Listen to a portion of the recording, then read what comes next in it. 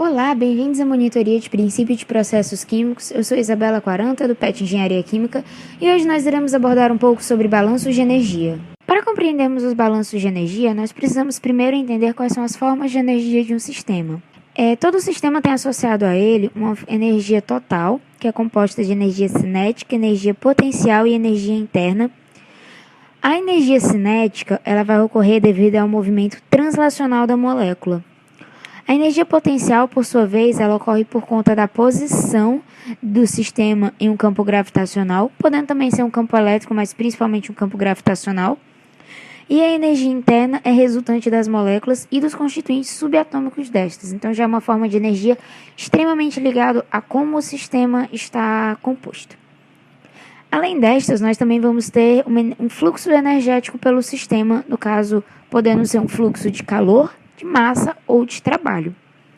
Quando nós temos um sistema fechado, a característica desse sistema é principalmente em que não existe massa fluindo através das fronteiras do sistema. Então, nós não teríamos o fluxo mássico, sobrando apenas o fluxo de calor e de trabalho. Desta forma, a gente vai ter que o calor vai ser associado à transferência de temperatura por gradiente. Então, nós vamos ter um gradiente de temperatura entre o sistema e suas vizinhanças. E, através desse gradiente de temperatura, o calor será a energia que flui para poder compensar esse gradiente igualando as temperaturas. Por outro lado, o trabalho já vai ser uma energia que flui como resposta a uma força motriz que não seja um gradiente de temperatura. Desta forma, indicando, por exemplo, um pistão que realiza uma pressão no sistema ou retira pressão do sistema, uma turbina, um agitador, qualquer forma de fornecer ou retirar trabalho do sistema sem ser por temperatura. Para isso, nós precisamos entender um pouquinho de convenção de sinais. Nós vamos estar retirando ou dando trabalho ao sistema. Sempre que nós tivermos um fluxo ascendente ao sistema, ou seja, entrando no sistema, nós teremos um sinal positivo, e para um fluxo de retirada energética, nós teremos um sinal negativo. É muito importante perceber que calor e trabalho são necessariamente formas de energia em movimento, não podendo ser assim caracterizadas como energias paradas.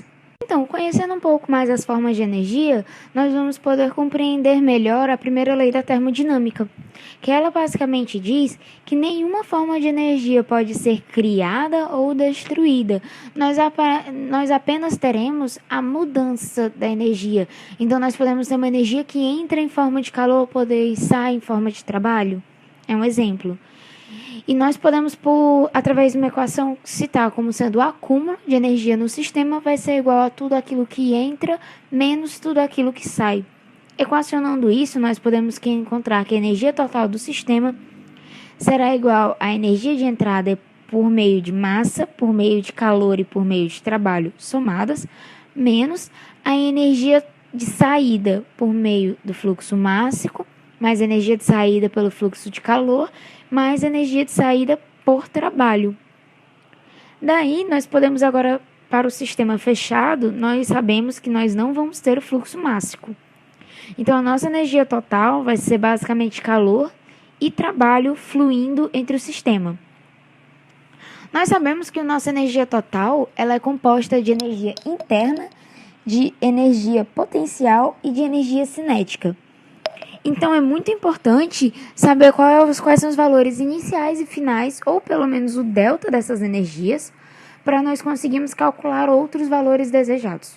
Vamos ver aqui adiante. Para um sistema fechado, então, nós teremos que a energia inicial do sistema, que é aquela que faz parte do sistema, vai ser a energia cinética inicial mais energia potencial inicial mais energia interna inicial. E, ao final do nosso processo, nós teremos as mesmas características do sistema. A energia cinética final, energia potencial final e energia interna final. Outro ponto interessante é a energia transferida do sistema, que é como nós temos. Como nós não temos fluxo mássico, que entraria nesse termo de energia transferida, que é o que flui através do sistema, nós vamos considerar apenas o calor que flui mais o trabalho que flui pelo sistema. Equacionando isso, nós temos que a energia inicial menos a energia final vai ser igual à energia transferida, que é o que se acumula. Desta forma, nós vamos ter que um delta de energia cinética, que seria EKI menos EKF, mais um delta de energia potencial, novamente, energia potencial inicial menos final, mais um delta U da energia do sistema, nós vamos ter que isso será igual ao calor transferido mais o trabalho o trabalho total do sistema. Vamos agora citar um exemplozinho para exercitar um pouco. Uma travessa com água a 20 graus Celsius é colocada no congelador. A água vira gelo a menos 5 graus Celsius. Escreva e simplifique o balanço de energia para o sistema acima. Então, nós vamos partir da nossa equação do sistema fechado, que é ΔE para cinética mais ΔE para potencial, mais ΔU, vai ser igual ao calor mais o trabalho. E nós vamos analisar termo a termo dessa equação. Primeiro, nós vamos ter que a água líquida vai estar a 20 graus Celsius e ela vai ir para a temperatura do congelador. Nós temos que supor duas possibilidades. A temperatura do congelador está abaixo de menos 5, ou seja, nós vamos ter que o sistema vai virar gelo. E a temperatura do congelador estando acima de menos 5, então o sistema continuará líquido, porém numa temperatura inferior. Nós vamos fazer o mesmo exemplo, modificando apenas onde essa consideração é importante. Então, vamos tratar de cada um dos termos. O primeiro termo a ser tratado é a energia cinética. Na questão, ele diz que o recipiente é fechado, então não há agitação nesse sistema. Então, nós podemos dizer que a energia cinética será igual a zero. O sistema também ele não tem a posição alterada, não é um fluxo que eleva-se ou reduz a sua altura. Então, nós teremos que a energia potencial, por sua vez, será também zero. Quanto à energia interna, a gente sabe que ela vai ser diferente de zero porque há uma diferença de temperatura. A energia interna ela está essencialmente ligada à variação de temperatura e algumas outras propriedades, porém, não à variação de pressão. Se existir uma variação de pressão, a tendência da energia interna mudar é muito pequena, podendo ser desprezível. Então, nós teremos que a energia interna será diferente de zero. O calor, ele será menor que zero, porque o nosso sistema está a uma temperatura maior do que a da vizinhança. Então, ela vai perder calor para a vizinhança. O calor vai fluir do sistema para as vizinhanças. Como nós falamos na convenção de sinais, qualquer fluxo que está saindo do sistema tem um sinal negativo. E, por fim, o trabalho. O trabalho, por sua vez, deve ser maior ou igual a zero. O trabalho para ser igual a zero é a nossa situação em que a temperatura do congelador está acima da temperatura de congelamento do gelo. Ou, por exemplo, menos 3. Um menos 3, nós já teríamos uma temperatura que o gelo não congelaria, ele continuaria líquido. A água continuaria líquida, e nós não teríamos uma expansão. Porque, se vocês puderem lembrar, a água sofre uma consequência da expansão do gelo. Quando ele se torna gelo, ela expande um pouco, diminuindo sua densidade. E, consequentemente, essa expansão gera um trabalho para poder conseguir aumentar de volume. É uma pressão. Lembrando que trabalho é pressão vezes o delta de volume, pela física. Então, nós teremos que o trabalho será, no mínimo, zero ou positivo. Desta forma, nós vamos ter que ΔU vai ser igual ao calor mais o trabalho. Nós não precisamos dos valores exatos, porque a questão pede apenas para equacionar. Então, nós podemos notar quais são os valores que vão ser zerados e o que não pode ser deduzido ainda, se é zero ou não. Dando continuidade, nós vamos ter agora um sistema aberto. E para o balanço em sistemas abertos, nós temos, por definição, um fluxo mássico passando por suas fronteiras. Para a massa entrar, já é importante reparar que ela deve exercer um trabalho sobre o sistema. E para a massa sair, o trabalho também vai ocorrer, porém ele vai ser exercido nas vizinhanças. Então, nós vamos ter o chamado trabalho de fluxo. Para a massa entrar no sistema será um trabalho de fluxo de entrada, em que a massa exerce no sistema, empurrando o sistema para ela poder adentrar. E na saída, o sistema exerce nas vizinhanças um trabalho para a massa sair do sistema e adentrar as vizinhanças, sendo um fluxo de saída. Aí nós precisamos entender que esse fluxo mássico nós chamaremos de trabalho de fluxo. O trabalho de fluxo, por sua vez, o trabalho pode ser dividido em trabalho de fluxo ou trabalho de eixo. O trabalho de fluxo é aquele em que o fluxo mássico exerce para adentrar ou sair do sistema.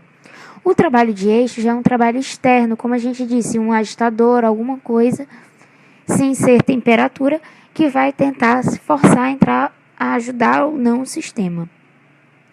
Então, nós vamos ter que o W, que vai ser o nosso símbolo para trabalho, então o trabalho vai ser trabalho de eixo mais trabalho de fluxo. E novamente nós temos que o trabalho total e o calor são as únicas coisas que vão fluir pelo nosso sistema. Lembrando que a massa está inclusa nesse trabalho que eu estou citando no sistema aberto. O trabalho de fluxo a gente simboliza por WF e o trabalho de eixo por WS. E o trabalho de fluxo a gente pode, como vai ser uma pressão que vai ser exercida em um volume, vocês podem imaginar como um pistão. Quando você aperta um pistão, você tem um trabalho sendo usado para deslocar aquele volume a partir daquela para conseguir aquela pressão. Então, nós vamos ter que o trabalho de fluxo vai ser igual a pressão de entrada vezes a vazão de entrada, menos a pressão de saída vezes a vazão de saída. Para nós compreendermos melhor os balanços de energia em sistemas abertos, nós devemos também considerar o estado estacionário. Neste estado, o sistema ele tende a conservar suas características com o tempo. Então, nós podemos dizer que a geração, o consumo ou até mesmo o acúmulo será igual a zero. Partindo do princípio da nossa primeira lei, que o acúmulo vai ser igual a entrada menos saída, e considerando a eliminação do sistema estacionário, nós teremos que, para um sistema desta forma, nós teremos acúmulo zero, então a entrada será necessariamente igual à saída. A entrada do sistema, nós podemos dizer que vai ser o calor que entra, mais todas as correntes de entrada de energia.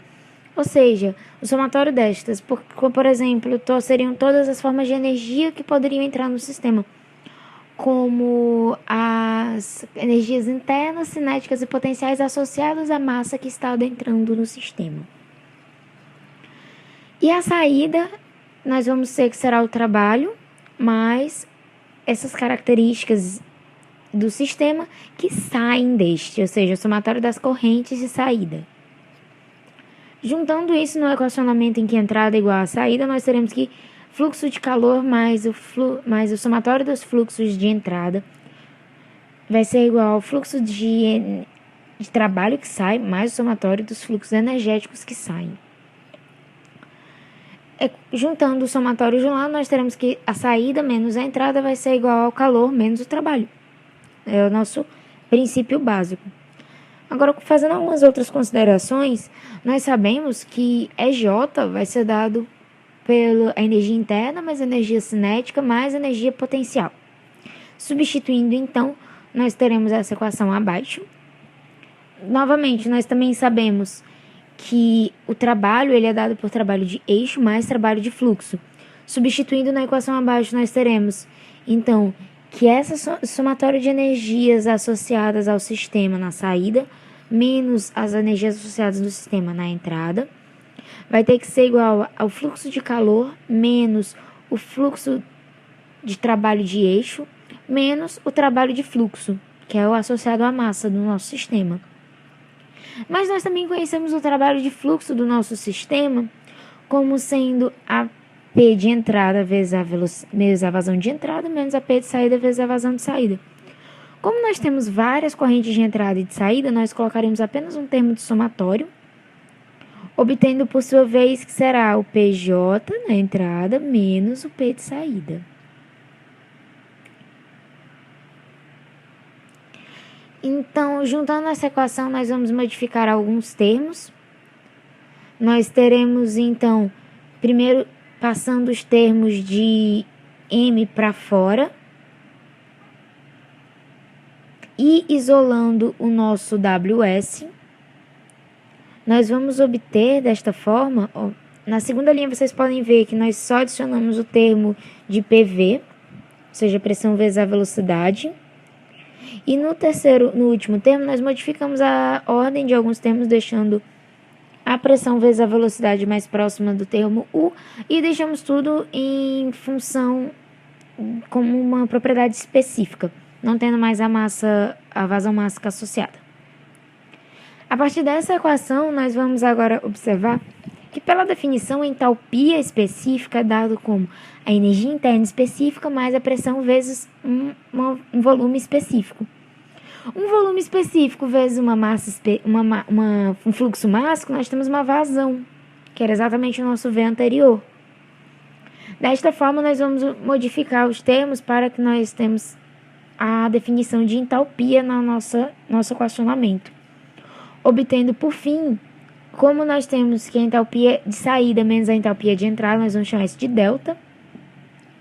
Então, nós vamos ter que, para um sistema aberto no estado estacionário, nós sempre teremos balanço, que será o delta da entalpia, do fluxo de entalpia, mais o delta do fluxo de energia cinética, mais o delta do fluxo de energia potencial, vai ser igual ao fluxo de calor menos o fluxo de trabalho de eixo. Mas então, nós resolveremos um exemplozinho só para fixar. Então, nós temos uma turbina que é movimentada a vapor a 500 kg por hora.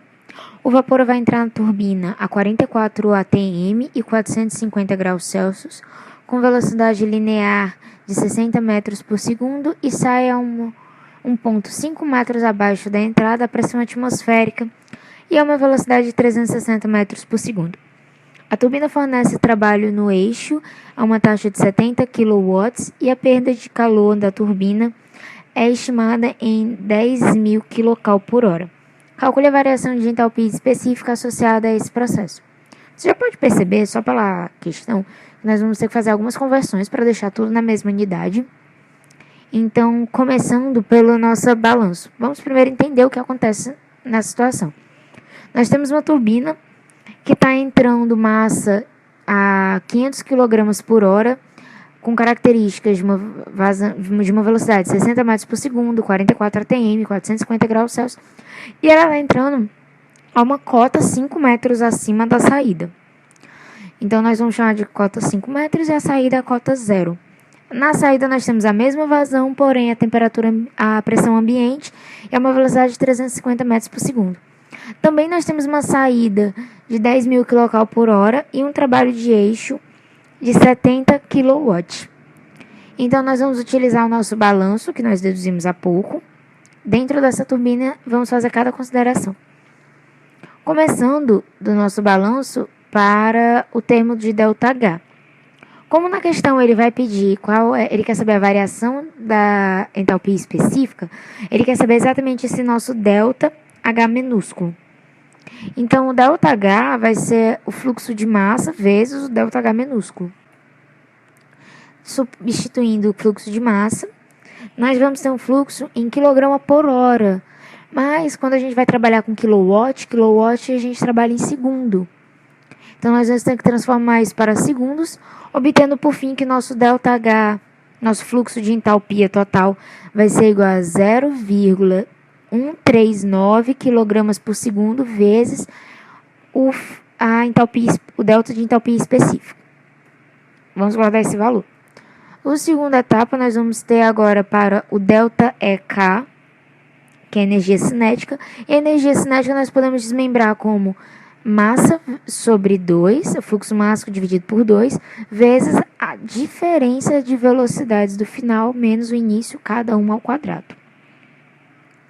Substituindo a massa já em quilogramas por segundo, que nós achamos anteriormente. Então, vai ficar 0,139 dividido por 2 vezes 360 metros por segundo ao quadrado, menos 60 metros por segundo, isso ao quadrado. Resolvendo, nós vamos obter a multiplicação de 0,0695 kg por segundo vezes 126 mil metros quadrados por segundo ao quadrado. Vocês podem observar nas unidades que nós vamos obter no final quilogramas metro quadrado por segundo ao cubo, que é uma unidade de energia, então está condizente. E nosso valor será de 8,757 kW gerado. O próximo termo vai ser o de energia potencial, que pode ser dado por mg delta z. O valor de m, novamente, nós vamos usar o 0,139, vezes 9,81, que é a gravidade, vezes a cota, seria a cota final, 0, menos a cota inicial, 5. Então, na energia potencial, nós vamos ter um valor negativo de menos 0,139 kg por segundo, vezes 9,81 metros por segundo ao quadrado, vezes 5 metros. Novamente, metro quadrado por segundo ao cubo, vezes quilograma. Está condizente com a nossa unidade de energia. Nós vamos obter que a energia potencial, fazendo os cálculos, vai ser igual a menos 6,81 vezes 10 a menos 3 kW. Lembrando que kilowatt é joule por segundo. É quilojoule por segundo. Por fim, nós vamos obter agora o valor de Q e de WS, que já é dito na questão, porém o Q nós está na questão é nos dado em quilocal, então nós temos que transformar em kilowatt. Então, Q vai ficar igual a menos 10.000 quilocal. Fazendo as conversões de quilocal para kilowatt, nós vamos ter que 1 joule é igual a 0,239 vezes 10 a menos 3 quilocal, desculpa a falta do dado, vezes 1 hora equivalente a 3.600 segundos, vezes 1 kilowatt é igual a 10 a terceira joule por segundo. Fazendo as devidas contas, nós vamos obter que o fluxo de calor vai ser igual a menos 11,6 kW e o nosso trabalho de eixo é 70 kW. Juntando agora todas as nossas informações que estão aqui ao lado, nós vamos só colá-las, digamos assim, dentro da nossa equação do balanço de energia. Então, nós vamos ter que ΔH vai ser 0,139 kg por segundo vezes ΔHzinho, mais o delta de energia cinética, que é 8,757 kW, menos o valor da energia potencial, na verdade seria mais energia potencial, que ela é negativa, então, menos 6,81 vezes 10 a terceira kW, vai ser igual ao calor transferido, que é menos 11,6 kW, menos o trabalho de eixo, que é 70 kW. Substituindo para isolar o termo de ΔH, nós vamos ter, por fim, fazendo as contas do segundo membro da equação, nós vamos obter menos 90,3 kW. E lembrando que kilowatt é quilojoule por segundo, eu fiz apenas alterar a nomenclatura aqui do dado. E dividindo, então, por 139 kg por segundo, nós vamos obter o valor de ΔH chapéu, que vai ser igual a menos 650 kJ por quilograma. Então, a nossa entalpia específica, o nosso delta de entalpia específico, vai ser uma liberação dessa entalpia no valor de menos 650. Qualquer dúvida, podem enviar aqui nos comentários. Muito obrigada por terem assistido essa videoaula, espero que tenha ajudado vocês. Até as próximas videoaulas do PET, continuem acompanhando o nosso canal. Muito obrigada.